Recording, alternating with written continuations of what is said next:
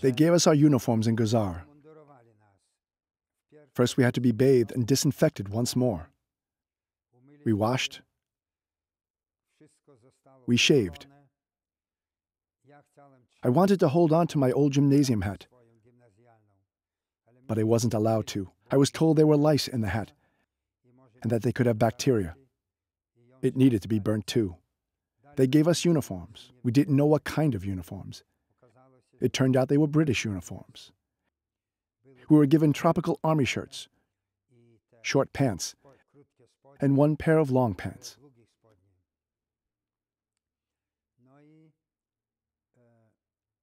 They put us into tents, 10 men per tent. We held drills in the Pamir Mountains. The landscape was beautiful, but who at that time was thinking about the landscape, whether or not it was beautiful, when we were hungry all of the time? We were really starving, as were the civilians. We had to give half of our daily food portions to the civilians. Without our contributions, the civilians would have died from starvation. People were dying all the time in Guzar. Civilians were dying and soldiers were dying. They were dropping like flies. Dysentery, typhoid, different diseases. I met General Anders for the first time in Guzar. I was standing on the garrison guard near our kitchen. They cooked food for us in this kitchen and prepared boiled water for us to drink in such a rusty kettle that the water was rusty too. We didn't want to drink it, but we had to. So I stood on guard and saw our general coming with his officers.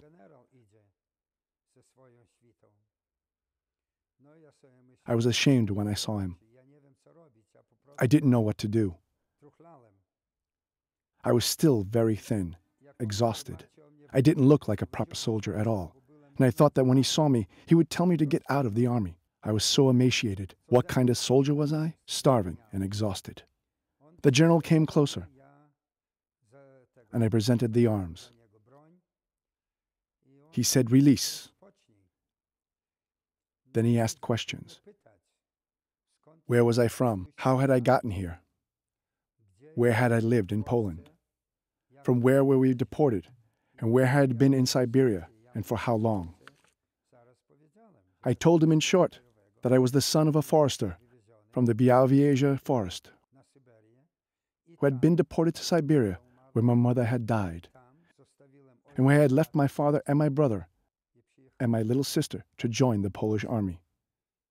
I saw tears in his eyes. There were also tears in mine. It was the first time I met General Anders.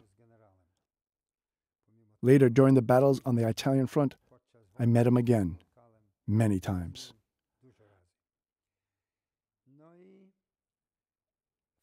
While we were in Guzar, before we were evacuated to Iran, people were dying and somebody had to dig graves. Our battalion dug graves every day. Every day we dug graves for 4 hours in the morning, 4 hours in the afternoon. You were scared that you were digging your own grave. One day news came that a theater, an army theater, was coming from Iran to entertain us. There we saw the theater of the 2nd Polish Army Corps performing for the first time. It was so beautiful. Theater, songs. For a few hours we forgot our difficulties, our troubles. Did they have a stage? Yes, there was a stage. A stage had been built. They sang songs and told jokes. It was so nice. And we hadn't seen anything like that in the last 2 years. The next day, we still went out to dig more graves. Eventually, I got sick. I had such pains in my stomach. I felt so sick that I thought I was dying, that it was going to be the end of me. I was so weak that I couldn't go to the restroom by myself. I wondered what would happen to me. I was so thirsty. We drank that rusty water from the kitchen's rusty kettle. I was walking around the camp once, and I saw a canal with very clear, clean, cold water.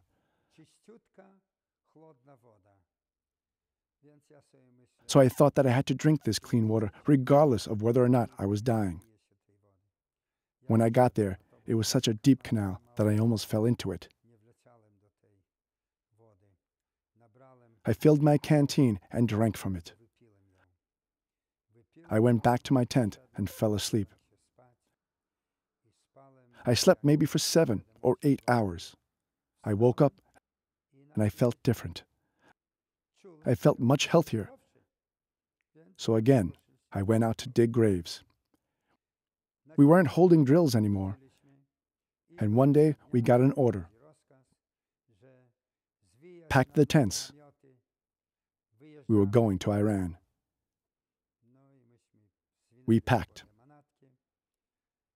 It was about 6 miles by foot to the train station called Kahan. There we boarded those same freight cars. We boarded, and after half a day, maybe more, we arrived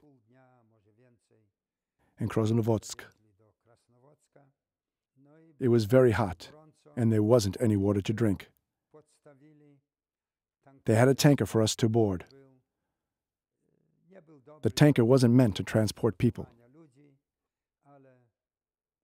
Who knew what Stalin wanted to do to us? We were scared that he could have ordered the Russians to sink us deep into the sea.